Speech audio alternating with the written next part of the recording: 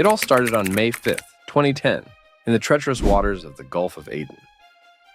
A group of Somali pirates, driven by the prospect of a huge ransom, were on the hunt for their next target. These pirates were seasoned and fearless, ready to take on anything that came their way. On this particular day, they set their sights on a massive oil tanker, the MV Moscow University.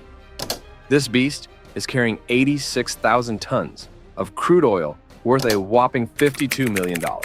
Ka-ching, right? Seeing this enormous vessel, the pirates knew they had hit the jackpot. Speed towards the tanker in their nimble little boats, the crew of the Moscow University spotted the pirates and immediately went into defense mode. They used everything they had, water cannons, flares, and evasive maneuvers, to try and fend off the attackers. But these Somali pirates, they're like the Tom Brady of the piracy world, relentless and super skilled. And after an intense hour-long chase, the tanker's speed dropped to just 9 knots, making it vulnerable. They throw up their ladders and start climbing aboard, looking all menacing. Realizing the dire situation, the crew follow their emergency protocol, locks themselves in the engine room and hides all the important stuff, food, water, and anything valuable. Classic movie, right? They lock themselves in the engine room, making it impossible for the pirates to reach them. Despite this, the pirates take control of the ship without much resistance. Things are looking pretty grim for our tanker crew. This was a critical moment, as the pirates were now in control of a vessel carrying millions of dollars worth of oil. And the pirates must be thinking they've got this in the bag. Meanwhile, an Australian Orion AP-3 seaplane is flying by and catches the tanker's distress signal. The plane quickly arrived on the scene to check things out. This plane hovers above the tanker, monitoring the situation, and manages to make contact with the crew. The Aussies then send an urgent message to the Russian destroyer Marshal Shaposhnikov. Now, this is where it gets intense. The Marshal Shaposhnikov gets the call and makes a beeline for the tanker. Unlike Western navies, who might try to talk things out or use non-lethal methods first, the Russians have a different approach. Their strategy is straightforward. Shoot first, ask questions later. And that's exactly what they do. The next day, they arrive on the scene. They waste no time and immediately fire 2 warning shots to let the pirates know they mean business. But the real action is just getting started. The Russian destroyer doesn't mess around. Those warning shots causing chaos and confusion for pirates. Amidst this, a helicopter from the Shaposhnikov swoops in towards the tanker. The pirates, in a last-ditch effort, start shooting at the helicopter. Big mistake. The helicopter drops a team of Russian naval commandos onto the tanker, and these guys move in like a well-oiled machine. They quickly overpower the pirates and take back control of the ship. Now here's something to think about. The pirates actually had a chance to escape when they saw the Australian plane scouting them out. But nope, they decided to stick around thinking they could outsmart the Russians. Bad call. The Russians rescued all 23 crew members of the Moscow University, who were finally able to breathe a sigh of relief. But what happened to the pirates? Well, the Russian Navy didn't have the legal means to prosecute them, so they released them. Sounds lenient, right? But there's a twist. The pirates were stripped of their weapons and boat engines, given limited food and water, and left adrift in a small boat in the vast ocean. Survival odds? Not looking good.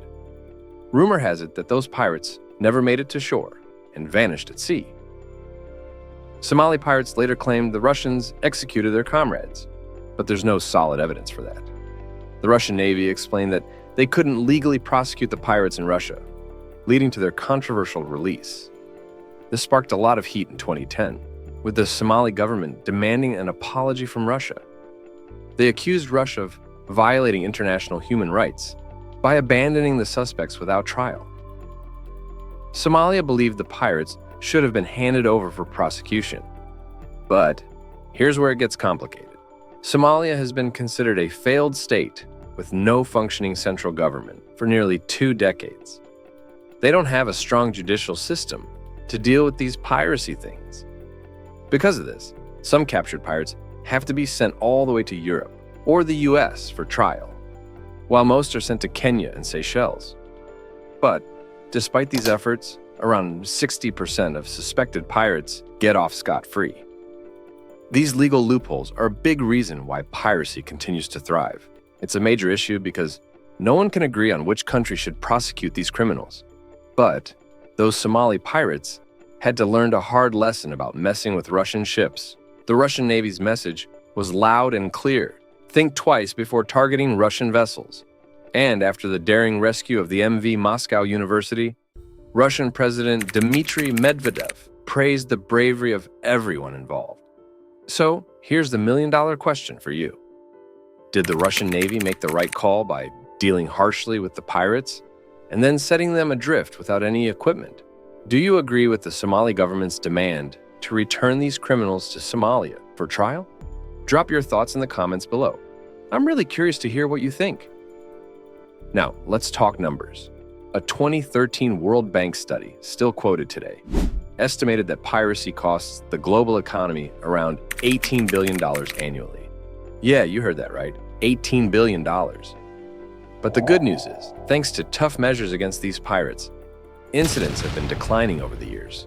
Back in 2011, Somali pirates hit their peak with 212 attacks.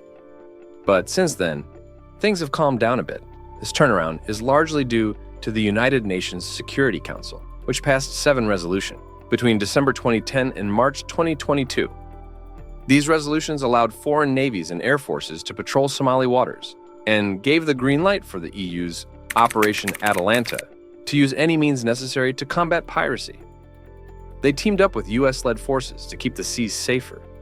But just when we thought the seas were getting safer, Somali pirates decided to stage a comeback. Since November 2023, about 20% of piracy-related incidents globally have involved Somali pirates. The International Chamber of Shipping reported on December 14th that a bulk carrier, the Handymax, was hijacked off the Somali coast. The first successful hijacking of a bulk carrier there since 2017. And they haven't stopped there. They've also targeted fishing vessels, mostly Iranian, and many other ships and small boats. The numbers from 2023 are pretty alarming. The International Maritime Bureau, IMB, reported 120 maritime piracy and armed robbery incidents in 2023, up from 115 in 2022. More crew members are being held hostage, with the number jumping from 41 to 73 and kidnappings rising from 2 to 14. The shipping route from the Horn of Africa to India is now considered a high-risk zone. Even with 25 countries patrolling these waters, the sheer size of the area makes it tough to keep everyone safe. And now, it's not just the Somali pirates making waves. The Gulf of Guinea on Africa's west coast saw 22 piracy incidents in 2023, up from 19 in 2022.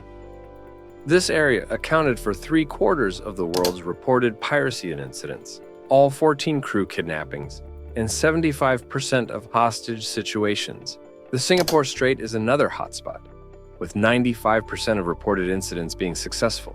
So, big shout out to the brave maritime security forces out there. They're the unsung heroes keeping our global supply chains moving smoothly. Remember, most of our goods still travel by sea, so these folks are crucial. And hey, if you found this story as fascinating as I did, smash that like button, hit subscribe, and ring the bell so you don't miss any of our exciting content. Until next time, peace.